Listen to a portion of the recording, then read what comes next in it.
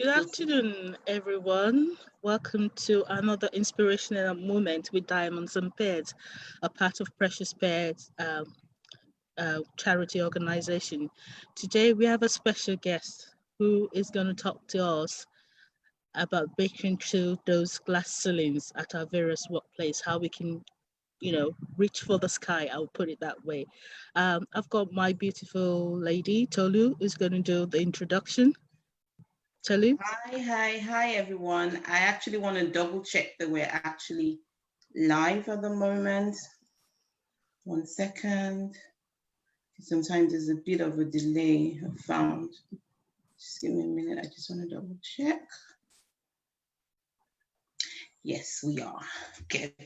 So hi, everyone. Thank you, Elizabeth, for that introduction. So this is Inspirational Moments with Diamonds and Pearls, and we call it that because everyone that comes on this show, everyone that comes on this podcast, everyone that comes on the interview, everyone that we meet on the platform is a diamond and a pearl. So, either a diamond in the rough, in the making, or already shining, we're all diamonds and we're in the process. And I really thank God for the opportunity that He's given us as a charity. So this is owned by Precious Pearl, a charity in the UK. And we're a Christian charity, and we've been called to empower people both in the marketplace and around us. And God has given us the grace to do that over the past about 2 or 3 years.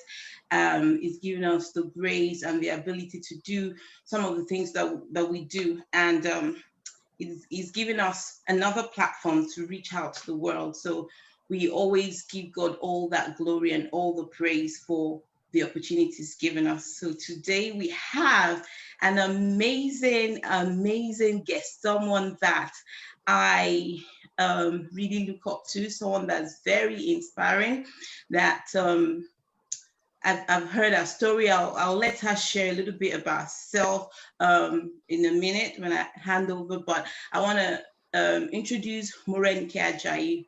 She's a multiple award winner. She's a chartered accountant, an author. She's an inspirational public speaker, and I can testify to that because of listening to Morenike, and she's amazing.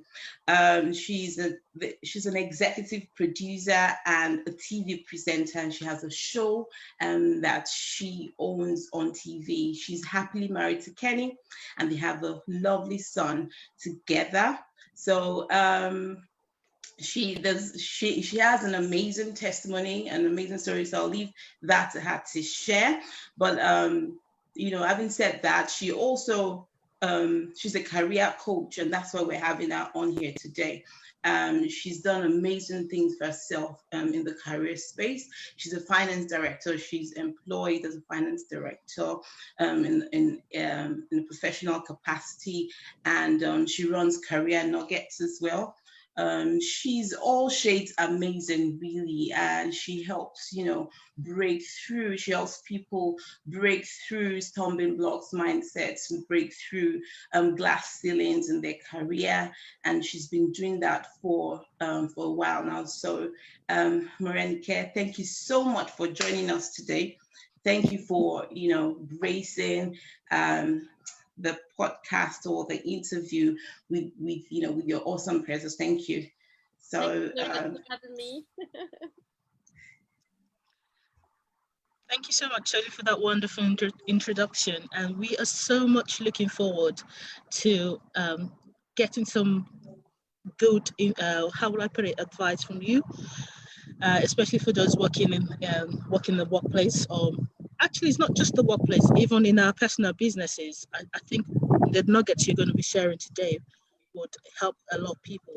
But Tolu has done a bit of a bit introduction about you. But she said you have a testimony. I love listening to people's testimony because it inspires, and it also makes me, know that everything is possible with God. So can you tell us a bit about yourself? Your testimony, please. Okay. Thank you so much for having me. Can you hear me? Yes, we can. Great. Great. Thank you so much for having me on Pearls, Diamond and Pearls. I mean, yes. I need to get that right. it's really a privilege. I don't take it for granted. And I want to say hello to everybody listening in right now. So a little bit about me.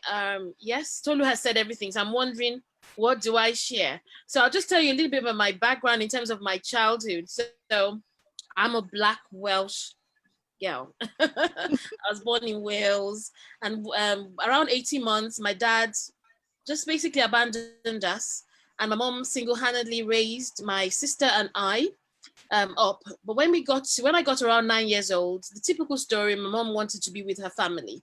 So we relocated back to Nigeria and the western part of Nigeria. But where my mom's family was nothing like Wales. It was really, really a remote place. So I relocated from Wales to a place where I had to fetch water from the stream, cook with lanterns, all those different things, which I quickly adapted to. Now, my mom was a nurse in a federal hospital, but because of where we lived, her salary wasn't just for my sister and I, it was for a whole community, which meant we didn't really have much. She had to stretch it to cover a lot of people. We barely had, she always made sure we had one meal a day at the very least. If we wanted anything, I would make what you call pap or custard, from corn. So we made it ourselves. And I adapted nicely to that environment. But there's one thing my mom held dear to her neck. She believed that poverty she didn't want for her children. And the only way she could liberate us was if we had sound education. So she homeschooled me because she couldn't afford to send me to, a private primary school. So she homeschooled me, and I gained admission into equivalent to your grammar schools here. I gained admission into a federal school. Now, for some people, you might not know, but these schools, they kind of is a mixed bunch, but predominantly from children from affluent backgrounds. So I was basically a misfit. People talk about where they live and all that. I just was struggling. On the one hand, I had a very strange Welsh accent. So I was constantly bullied and, just not treated fairly in school. And I was so timid, I could not speak out. So I would take provisions to school and people would take it off me. Now, the story behind these provisions is that is my mom's month's salary. So while I have these provisions, my sister and mom are struggling for that month. And so I couldn't really eat these provisions because I knew what state they were in. So I was always looking forward to the midterm so I could take it home and we can all eat it together. It was such a different, but people never understood that. So I was called stingy. They just didn't understand my background. And that carried on till my university. And I was always someone that nobody remembered or identified with. And I was craving for acceptance. I wanted friends. I wanted people to love me. I wanted people to reach out to me. I wanted people to befriend me, but I wasn't getting that. I was always constantly being ignored. And this carried on throughout my university. And then, one thing I've missed in there was when I was around, when did I finish? I think I finished around 15.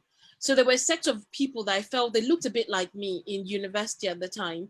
And they were called SUs, Scripture Union. They dressed like me, they looked like me. And when I went there, they showed me the warmth. So I just felt this is the group I want to belong to. So in a way, I gave my life at 15. But I didn't really have the understanding. I only did it because I was looking for some acceptance. So when I really, really fully understood it was when I was 20. It was during my youth service. And I had this dialogue with God. It was about 9 hours. And from that dialogue and my praying, I realized my purpose. And I realized that label that I was carrying wasn't for me. The onus was on me to rename myself, to change that label and walk towards what God's purpose was for my life. And that was the turning point. I renamed myself Queen Esther. So quite a lot of people that know me personally call me Queen Esther. And this is not just in my private circle, at work. When I come in, I'm addressed Queen because that's how I want to be seen. This is somebody that's been rejected. And Esther, I identified, I connected with because of her being an orphan. If you understand an orphan, you can imagine the state, the poverty, and everything around her. And God graced her and elevated her to the palace for a purpose. So she didn't just become a queen for a reason. She became she became a queen with a purpose. She was a deliverer. There were so many things invested in her. And that was the vision I got then. So it was about how do I walk that? And I did a lot of things, which we'll probably talk about as we go along, but I had a few challenges. So my best mom, who, she's the only one, my best friend and my sister, she died at 52. And when she died, I I knew of my dad. That's one thing my mom did. She always took us to where my dad was. So because he was affluent, it was difficult for me to connect with him because people just felt if I mentioned his name, it can't be linked to a rich person. So I grew up saying dad was dead. But anyhow, when mom died, he came for the funeral. I hope you can hear me because I think my connection is going funny. Yes. Anyway, I reconnected with my dad and I had a solid 13 years with my dad. And he came actually that 13 years, the 13th year, he was about 65. He came to take care of me.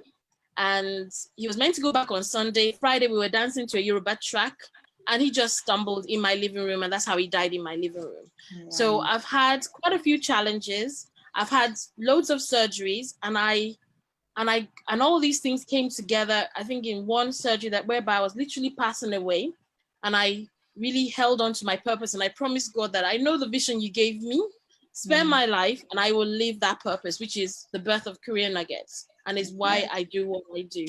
Amazing. So you said where I am now, so there's no need to go into that. Yes. So that's my background. Thank you. Amazing. Amazing. Thank you so much. When Tolu said you've got a testimony, so Tolu cannot do justice to that testimony. I will never. She can never do justice to that. That is wow. And look at you now. No one will know. This is what they say, that we do not look like what we've been through. Amen. I just bless God for you. Just bless God. Thank you. Wow. Now, let me bring myself back. Oh, yeah. So we're talking about shattering, glass ceilings in our workplace and our careers. What major glass shattering moments did you have? And how did you manage to break through in your career? Okay. So I want to talk about 4 instances and I'll just link one thing to each one. So I think the first thing was when I relocated back to the UK in 1992. And my first degree was computer science, but if I worked as a program, if you know that field, you have to constantly be studying because the languages change like that. You have to always get the certifications. Personally, I don't like reading. I know I've got a lot of qualifications, but and I just thought I needed a profession that was a bit steady on the reading side.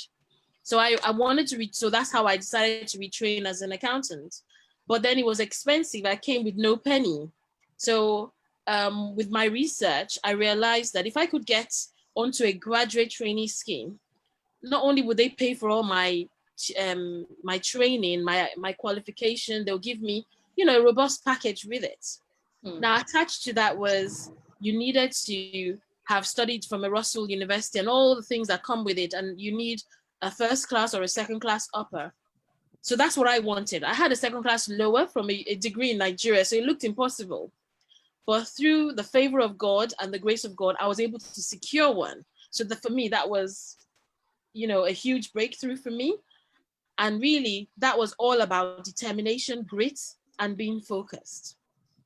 The next moment was when I was a chartered accountant. I was a very proficient, loved accountant, but I wanted to break into senior management, which meant not only would I be working as an accountant, I'd have a team, I'd have some influence in the workplace. And it just seemed that I just couldn't break it. So for that one, I was able to get the role and I got it by getting a mentor. So a mentor gave me some tips.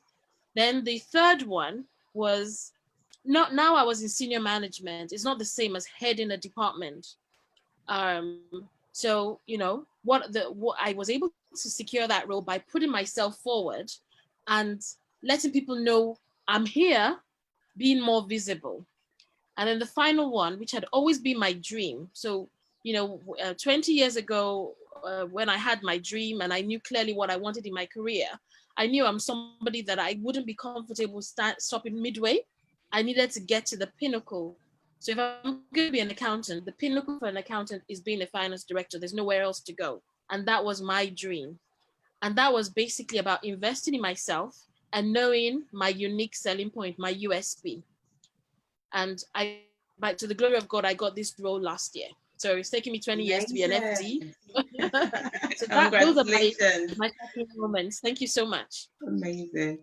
Thank you so much for that. So I've picked up two things, because we had a session a few weeks ago when we were talking about what are the options for the kids if they decide not to go to uni, or you just picked up on apprenticeship. So that is a good one for people that are actually looking at, studying, but they don't have the means to, instead of putting themselves in debt or stuff like that. And also you mentioned about you having a mentor. Apprenticeship is different though. I know. It's not because I was on a graduate training scheme, not an apprenticeship. Oh, sorry, a graduate training scheme. Oh, sorry. Yes. That's another one though. Yes, it is. Yes. That's another one, because I know of the apprenticeship. I didn't even know there's a graduate training scheme. Yes. Oh, so it's I'm catching some nuggets here that would be useful for people. Yes. And also you mentioned about you having a mentor, which. Yes. So the mentor you had, pardon me for asking this. I've had a lot of people that they say they have a mentor. They've got a vision, but the mentors they've got for the vision do not align to that. So when you said you have a mentor, the first thing that popped in my mind was, mentor, what's this mentor got to do with what you're trying to do? So for the sake of the people listening to this, can you give us a bit of why you went for a mentor and how that mentor helped influence, you and helped you achieve, where you are at the moment? Okay, so there's a couple of things I'm going to say about this, because in Career Nuggets, that's what I do. And I feel that people don't really understand what a mentor is. People from the people I've come across, some people see a mentor as a friend, as somebody that would just be chasing them around or helping them get to the next level. A mentor-mentee relationship is driven by the mentee. So a mentor, I knew clearly what my gap was. And when you're looking for a mentor, you need to communicate clearly what your gap is. If you don't have a clear picture, it's unlikely that mentor will be able to help you. So sometimes, especially in our community, what I find is people listen to a guest minister, they love that person, they want them as a mentor. Why? They haven't thought about the why. How does that person connect with you? Are you at the level whereby they will be useful for you? They might be a mentor, but maybe that might not be the right time. So it's about timing, it's about having a clear vision, a clear purpose for it to be useful for you. So in terms of career, when I mentor people, I want to be their accountability partner, because I believe so much in individuals. I believe that everybody has what it takes. It's just that you need somebody that you can be accountable to make sure that you're not off track and you're staying focused. Now, what I needed at that time was, I knew my onions. I'm doing a good job. But the people in that organization I was in had labeled me as a good accountant, but they didn't see me as a manager. And there's a difference, because I was doing the work very well. And a lot of people are good doers, but they're not necessarily good managing things. And I knew I could do that. And I needed somebody to tell me, what would make me transition from being an accountant to being a manager? So my mentor was very clear on what she was telling me what to do. And then also another thing I wanted her to do was to make me visible, to let people know about me in this organization, that I'm not just good as an accountant, I have other skills. I was very clear with my objectives. I had it only for 3 months. We achieved what we needed in that 3 months, and we parted ways. Some mentors are for the long haul, some are just for the short haul. And in different areas of my life, I have different mentors for different things. My spiritual growth, a mentor. My career, a mentor. My home, my husband, mentor, different things. And you know what you're getting from them. That's what I would say. I hope that's useful. It's useful. So it's not one cap size fit all. So for different things, we need to have a clear purpose of why we've got them. We need to do a gap analysis of what we're missing, where we need to be, and then we can make very good use of the mentors when we now approach them. Yes. Thank you so much for that. So I've got lots of Black professionals Yes. including me, especially ladies, who complain about breaking through into management position. I know for a fact,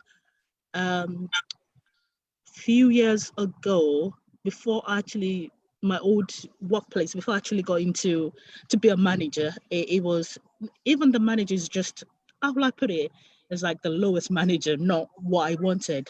It's not that I can do a good job, but it's just that I remember going for an interview and someone saying to me, then I was pregnant, and said to me, oh, because you're pregnant. I said, off the record, because you're pregnant, I don't think I want to give you the job. Like, one, he looked at me like, oh, she's young, she might go off again to have another baby.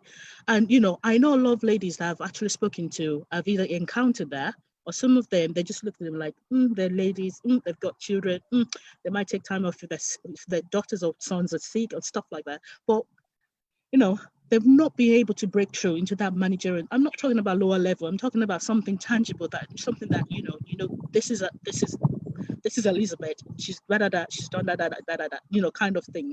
So, what advice would you give to people like that? I know you talk about mentorship and stuff like that, but what other thing can they do? Yeah. No. Okay, my book. There are 10 Ds that people can do in there. Okay, so my book is called Career Nuggets: Undeniable Secrets for Career Success, and I talk about the Ds. So I'm not going to go into that. People can read that to get useful tips. But for me, I think the very first thing, it's what I call like a map. And this starts with the mindset. And I find out that to break into that managerial role, the mindset has to be positive. When I meet with people, they already have a defeated mindset. They already think they're going to hold this against me, or they're not going to give me the opportunity. They just feel already they've eliminated themselves from that process, which means people don't put themselves forward. They're not as positive about it. Now, every situation, if you're, when I was getting my first assistant directorship position was when I was having my son. And I still got it because there's this attitude that I had that, look, it has no hindrance. If somebody throws that at me, I'm not going to take it. I'll throw it back at them. That having a child does not stop me delivering what I need to deliver. It's just some time out of my career for me to attend to my child. I put the necessary things in place, and then I will be what it is. It's how people flip things on. So the first thing is having that mindset. Another thing is, it's apart from having a positive mindset to oneself, it's having a positive image of the people on the other side of the glass. I've come across people that are so bitter towards management. They just think they're not fair. There's a lot of bickering, gossiping. And the thing is, if you want to be amongst them, you've got to be able to identify and connect with them. So when I talk about mindset, it's not just about yourself, about other people. And also so your attitude has to be right. So when I talk about the map, it's about your mindset, it's about your attitude. Your attitude towards yourself. Are you diligent? Are you a determined person? Are you self-motivated? What attitude do you have? Are you hardworking? Are you constantly developing yourself? There's so many things that you need to put into that. You cannot be the same way you were as an officer or a junior manager and expect that you're going to catapult into senior management. Certain things have to change. And that's to do with the attitude. And then I think the last one is really your perception of how you see yourself. Some people want that managerial role, but they're not really ready. They don't even understand that environment. How do they communicate? What is the difference? So I think it's all about that. And it's about people developing themselves, putting themselves forward. Don't take no for an answer. If you go for the first role, you get a no, pick yourself up and go back again. But get feedback and make sure that every time you're improving on yourself. And above all, you've got to believe in yourself. You've got to be passionate about what you believe in and just keep on going. The fact of the matter is, being a woman, being black, she not injure anybody. But what I found out is that people give up too early.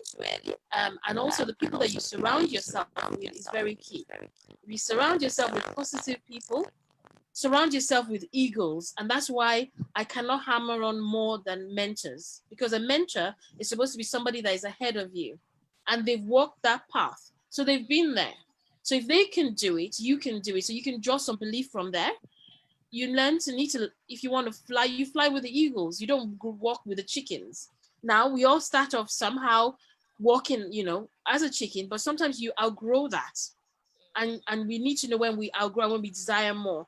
So my encouragement to everybody is do a self-assessment of yourself. You use the terminology gap analysis. Do that. Be honest with yourself. Identify that this is where I am and I'm doing well. Understand where you want to be and plug that gap. The gap could be you need to increase your network. It might be that you need to redevelop yourself, retrain yourself, make yourself more visible, understand what your current achievements are, but you alone know what that gap is. A mentor can help you also plug the gap. But that's my advice. I basically want people to believe in themselves and trust.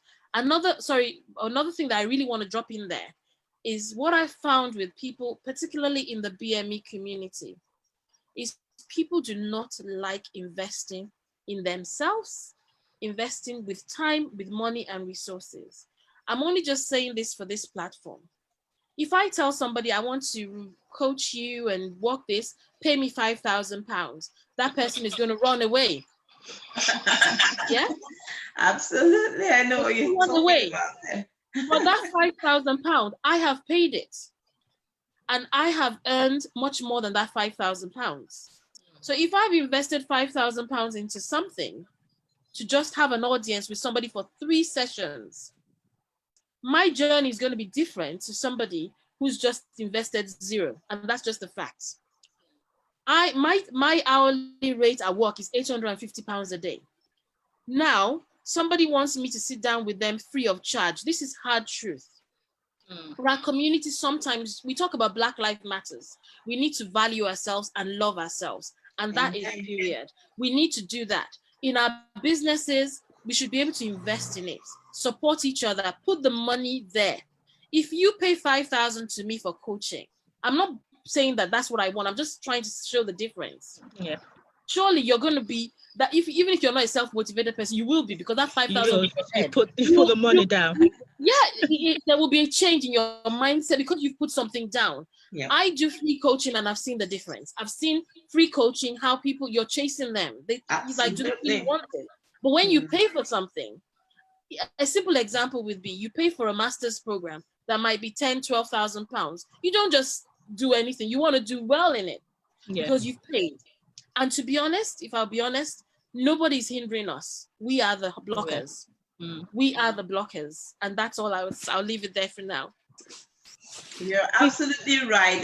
Let me chip in there. You're right about the wanting and just believing that everything has to be free. Nothing's free, is it? You're right about the coaching, because I do some bit of coaching as well, business coaching, and I have the paid people, and I have some people, I have another group that, is free, and I see the difference in motivation. And before, I used to think, oh, if something's for free, everybody's gonna come. Sometimes people just don't even turn up, and you're like, okay. So yeah, you're right. Very true, very true. It took me a while because I always wanted to help people, but I get frustrated when I'm not seeing the difference. And I remember there was a lady that I wanted to reach out to, and just to reach out to her, I paid for her conference, which was £250. And all they gave me, those dinners that they have a head and nose and in a plate that you leave and you're looking for KFC maybe afterwards. But I paid, that amount just to connect with her. Wow. That's the kind of investment I'm talking about. Then when you tell people to go and research on Google and get, a lot of things are free there, but you need to invest your time. Absolutely. Do the learning, find the information. They want you to give everything on a platter of gold. It doesn't work that way. If you have to do the work, you have to do the work. Right. I've got another question, because you were talking about mentorship and stuff like that. One question I have is, the person you want to choose as your mentor, do they have to be from your background? Do they have to be, for example, if you want, I'm just saying this, I'm Black, proud to be, but does my mentor have to be African? Does my mentor have to be Black? Like I said earlier on, it depends on what you want. So for someone like me, if I want any inspiration, I want somebody that feels me, understands where I'm coming from, had similar experiences. But if it's something work-wise, how to be a very efficient finance director, it has nothing to do with my color, my skin. It's who is in the best place to do that for me. So it depends on what you're looking for and how you can connect with the person to get what you want out of that. I think that's the most important thing that you really need to factor in. So for me, it's not it doesn't matter. It's just what you want to get out of it. No, the reason I'm asking this is some people just want that, have that mindset that it has to be someone from my background in order for me to connect with them. But I found I shared this with Tolu when I started my career in the rail industry. Then I had one woman, Emma. Emma was fantastic. She made me. She pushed. She was like 2 bands higher than me, but she was pushing stuff to me to make me better and better and better. And I just everything. I just go to her. Oh, good at that. She goes, I'm putting you on that so that you can, Brilliant. But I you know said you can do something it. important here, which you said is subtly. You went to her. Then she put you forward for things. You made your intention known that you want to progress, which is why she was throwing things your way. And I think that's the secret of mentorship. If you sat there and said, Emma, be my mentor, and just sat there, nothing would probably have happened. That's true. That's true. Thank you so much. What field are you in? Oh, I'm PMO. I'm PMO analyst. But now, like I said to Tolu, I'm looking into going into a PM role, and I'm working on it, and it's going to happen. But you're in PMO already, you said? I want to be a PM. I don't want to just be a PMO. I want to be a PM. Of course, yes. So it's going to happen. Let me chip in a quick question for something that I've heard. So let me ask you as a mentor. So I've heard they've said that do not choose as a mentor someone that you really admire but you don't respect. So is that, because you might really admire someone and then you find out that you find it difficult to respect them. I think the same thing, or is it? It's familiarity. I saw the quote somewhere. Because I was thinking, I was like, is it possible to admire someone and not respect them? I think it's familiarity, not. Yeah, thank you. That's the word. There's no way you can admire someone and not respect them, but familiarity is the thing.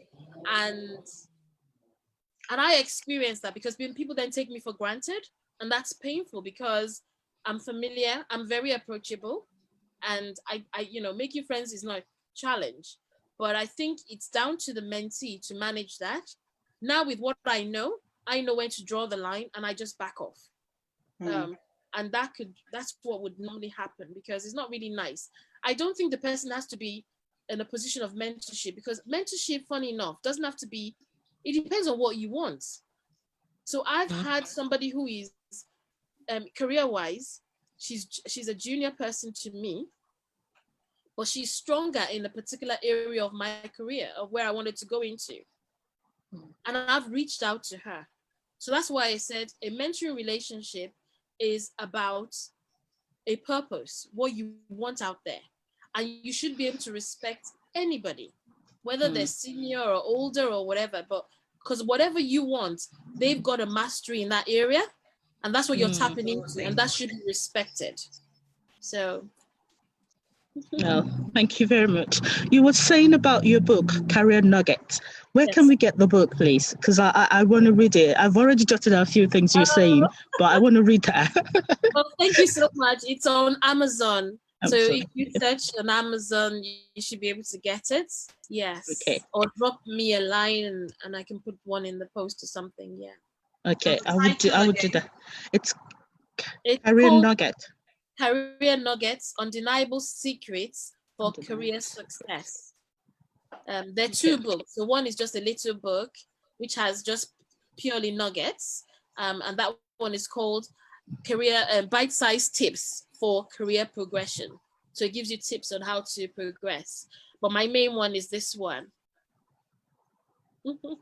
Okay. Thank you very much. Thank you. So I know, based on your testimony and all the stuff you've had to do to get to where you are today, there's no doubt that this is what inspired you to start career coaching. Yeah. Am I right to say that? That's true. I like calling myself a career strategist more than anything, because I have a long foresight. I don't know how I can explain it. And I've shared this story before. When I meet somebody, I get a perception of where they should be. So I see myself more as a strategist and not as a coach, because, you know, a coach will walk step by step with you. But mine is to instill that belief where I believe you're meant to be. And because I believe there's a lioness in every woman. It just needs to be discovered. Yeah. And that's what that's how I see myself. Okay. Sorry, I took your question. No, that's fine. The other question I've got is around, you know, you've talked a bit about the challenges you faced when you're trying to help people, to move from where they are to where they should be. Can you share a bit more? I know you mentioned a few bits that we do not like investing in ourselves, and it's true. That one is definitely true. People are always looking for free things, but once you tell them they have to pay for it, they disappear. They just don't show up. And you're thinking, but what they don't understand, like you're saying, the time you're putting into that is very valuable. You can use that time to do something different, but you're, trying to help as much as you can. So apart from us not wanting to pay, or people not wanting to pay, what other challenges have you encountered? I think the first one for me is people not taking ownership of their career journey. And taking ownership. So when I say ownership is, you need to have done some kind of research. What we spoke about, the gap analysis, do a self-assessment, know what your needs are precisely, and then own it. So if people then give you advice that you need to do this, you need to do that, do it. Don't be chased. Don't procrastinate. Just take ownership and run with it. There are loads of opportunities out there. For example, there's certain industries that if you work in them, it's just so favorable to the BME community. And there's some that are not. Why are you in there? Just get out and just go into where you can really make headway. So ownership is one. Focus. I think there's something about people wanting to be everything. So if they see this person is doing well in this, I want to do IT, I want to do this, I want to do that, I want to do this. They don't want to stay on their own lane. The other person's lane seems more palatable, more favorable, and they want to jump and jump and jump. And then people like money. So money by its very nature, there's nothing wrong with it. But I think you've got to be intentional and strategic about your career. So my first degree was computer science. As a programmer then, I was earning more than when I became a graduate trainee as an accountant. But I had a long-term view. And I knew that I've seen poverty in my upbringing. I didn't want to experience that. I need a lot of money. I have a lot of mouths to feed. And I knew that I needed to earn 6 figures. So the bottom line is, I knew that if I could invest this time, it will get me here. Like I said, it took me 20 years. But people want the quick fix, and that doesn't always work. Because when you do that, you're not becoming a master in something. And then there becomes a lot of you, the market becomes saturated, and you haven't got a USP, you haven't got a unique seller. So it's about staying focused. And I think people are not self-motivated, so they have no drive. They give up easily. They just don't find it in themselves. And then the final thing is around diligence. People are not hardworking. They're not true to themselves. A lot of people are working from home now. And I will call, I'm not putting anybody on the spot because I'm sure some of my mentees are listening, but I would probably call someone around 11. They're meant to be at work, and you can sense in their voice that they're just rolling off from bed. I mean, these things are seeds. And if people understand, there's so many mysteries out there. And for Christians, there's certain seeds, there's certain keys that if you find it, it unlocks something else. Absolutely. You unlock something else. And some of those seeds, people don't even understand. Simply seeing somebody being successful and you sow into that person's life, it unlocks another seed. Absolutely. You are diligent. You're speaking my heart right there. But these are seeds, Absolutely. because things drop. A lot of these things you don't need to put too much effort if you understand the mysteries. And I don't want to preach, but I can go off another angle. But being diligent at work opens another door. Being disciplined. So as simple as not taking the pen you're using at work home. You see, there's some subtle things that people overlook, but these wrong things, they create blockers. By understanding these principles, you would unlock some other things. And really, just believing in yourself, staying true to yourself, being authentic. I think sometimes people are just not authentic. And it's just all those sort of things. Yeah.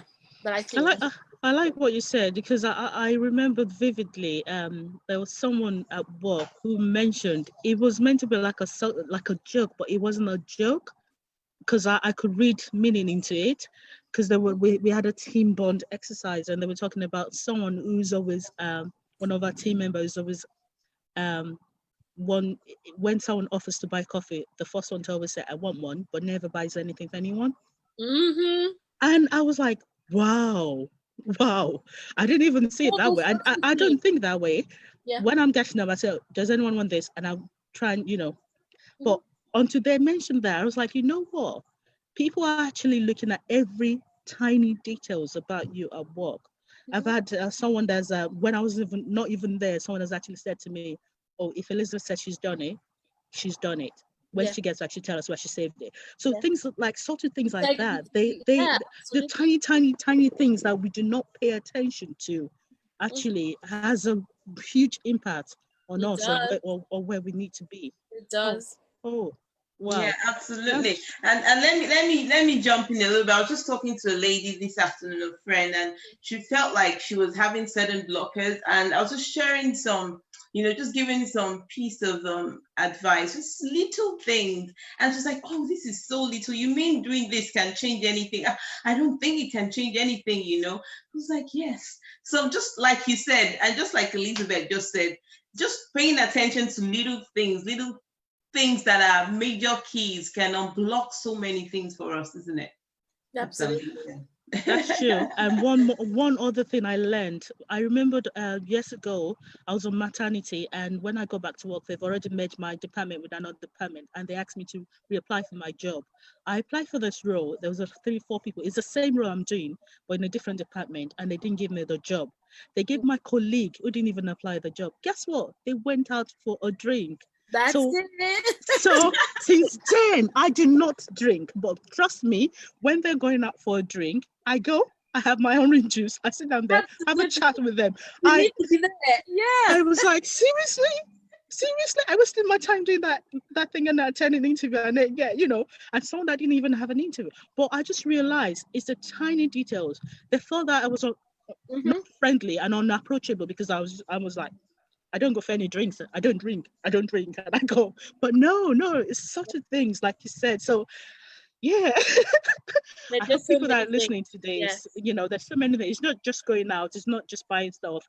It's a little things, Do we have integrity? The way we talk as well matters. Snobbishly look at people, even people up there? I was sharing with Tolu that the cleaners, they know me. The people at the canteen, they know me. The people, not because of anything. I don't really go there like that. But when I say them, good morning, thank you. Blah, blah. So I said, those people, you might think they're down there, but guess what? You will need something one day, and they might be the solutions to it. And that is so key. So key, because I just remember when I was going to get my first assistant director role, the person that made them make the decision was a lady that was picking me up at the reception. Because the final two of us was very close.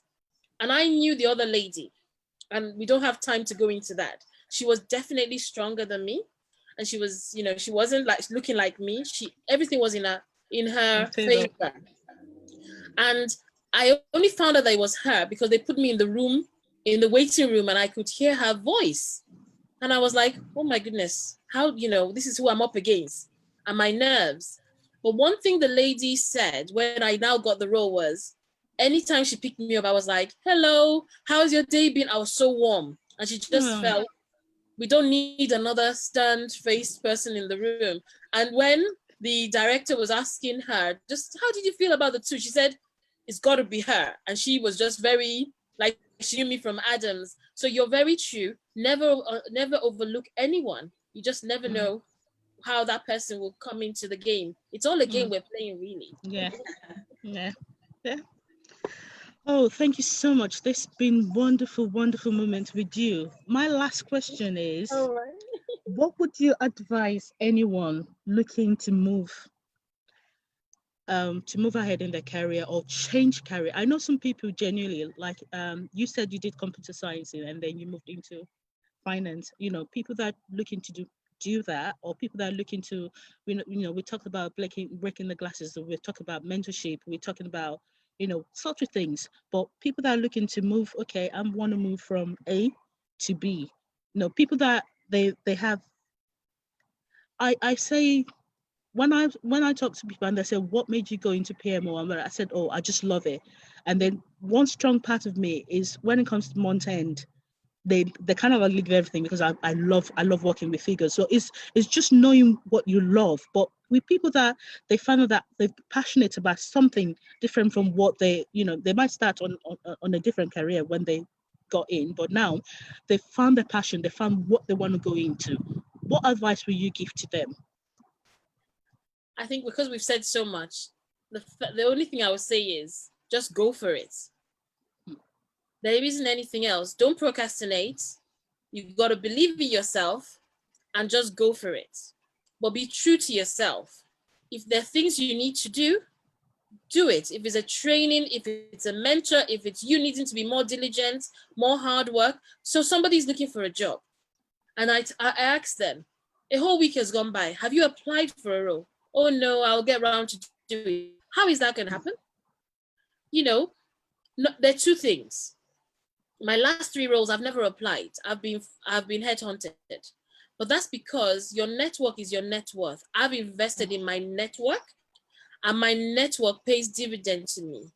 I'll give an example. A network, people think when you say build a network, you have to go out there and find somebody and all that. I invest my networking with recruiters. Okay? So when a recruiter places me, they get their own commission, right? There's a mutual benefit. I get the role, they get their commission.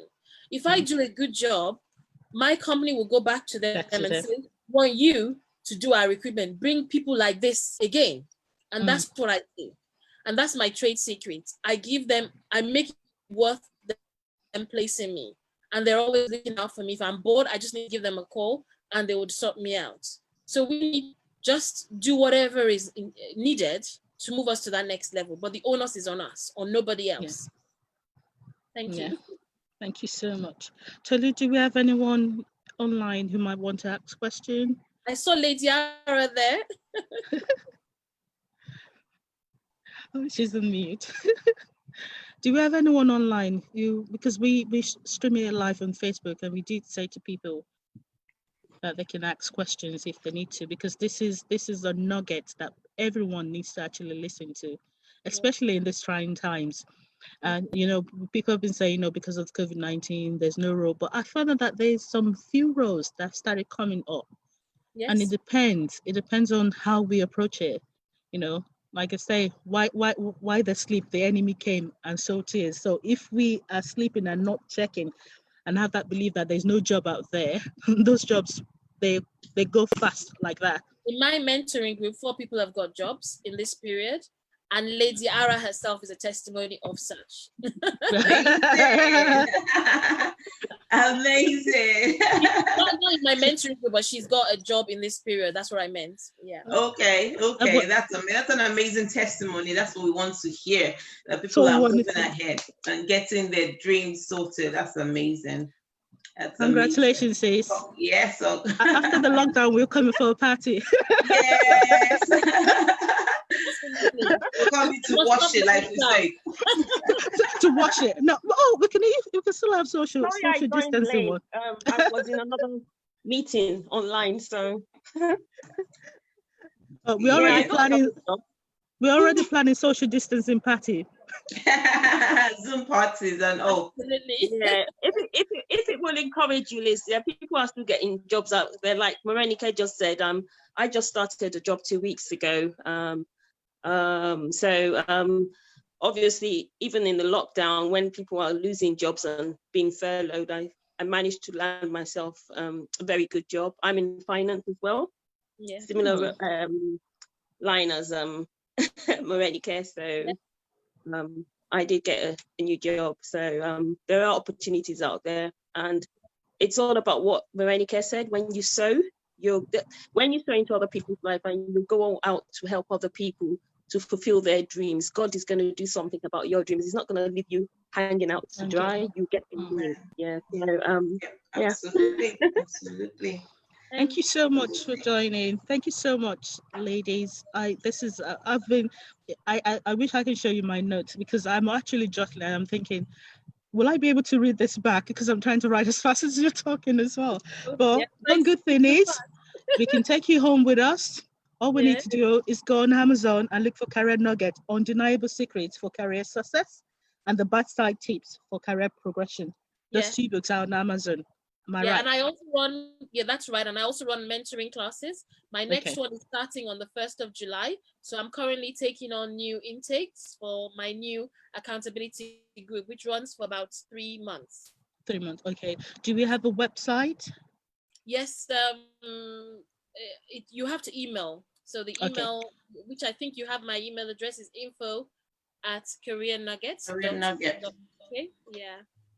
Okay. So can you please say that again, just for the people that are watching us live so they can hear that? Okay, it's info@careernuggets.co.uk. Okay. And there's a fee attached to it.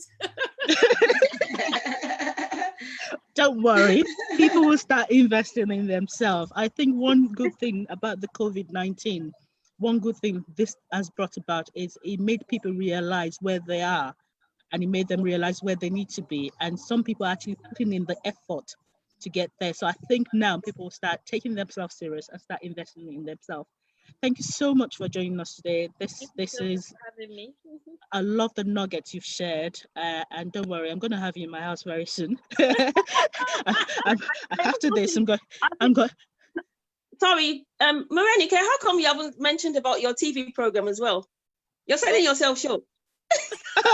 Thank you, sis. See?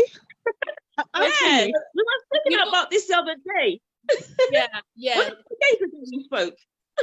Aram is like, she's like a mentor to me, because one of the things is I help people, but I don't necessarily put myself out there, and I'm getting better at that. So yes, my TV show is on every Thursday, Monday, Tuesday, and Sunday.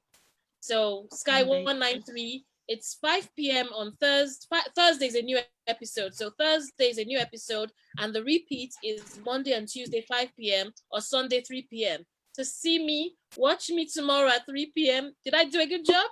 I think I did. Yes, you did. Tell them to follow your Instagram page. Oh my goodness. Yes, we need your Instagram page as well. Seriously. She is amazing, this lady. She is. Yes, it's called Career Nuggets. You find me on Instagram, Facebook. Yeah. Thank you so much, Sister Ramide, for showing us what she's hiding from us. Well, she's not intentionally hiding it. She just didn't think, I think a lot of people have actually watched. Today. I've had so much on, and where I am now, that's why I wanted to mute, because I've had so much. This is my third kind of session today on social media. My husband's been saying, "Are you going on to the third one?" I said yes. We're all zoomed out. Yes. Oh, thank you so much for joining today, and we are so blessed to have you. That was a powerful testimony you shared with us, and Absolutely. we thank God and we bless God for your life. We thank God for where you are. We thank God as well for putting the vision, giving you the vision, and for upholding you while you're fulfilling that vision. We thank you for coming on today. You didn't think, oh, what do I want to say? But you actually gave us audience. You came on and you shared with us very useful tips, the things that we take for granted. You opened our eyes to see, what we should do. And I bet that everyone listening to this have taken on one thing or the other that would help them move forward in their career, in their own personal business as well, because it's just not career, because the little things we do in business as well it has a huge impact on where our business will go to. So we thank you very much. We bless God for you. We bless God for giving you to us. That's the word. That's the word. Thank you, ladies, for having me. I've had a lovely time with you guys, and thank you so much. And more grace to you. Well done. Thank you, sis. Tolu, do you want to do the honors? So we've said it all. It's been another amazing session today. And we've had the hostess, the mostest, Elizabeth, holding it down for us today. And thank you so much, Morenike, for joining us. I mean, I always say one of my passion, one of the passion we have on Precious Pearl is empowering the world, and is just making, when other people see diamonds and pearls shining, it's such an inspiration. So I'm leaving here so inspired today on so many levels. It's a TV show, she's an author, oh my goodness, there's so much to it, for people to aspire to. So there's so much that we can do as individuals. There's so much that we can push to achieve, and we thank God Almighty for making it possible for us to be here, and for having you with us. So thank you so much. Thank you, Mr. Ramide, for jumping on. Thank you, everyone. God bless you, and see you soon. Thank you. Bye. Enjoy the rest of your weekend. Bye. We would. Bye.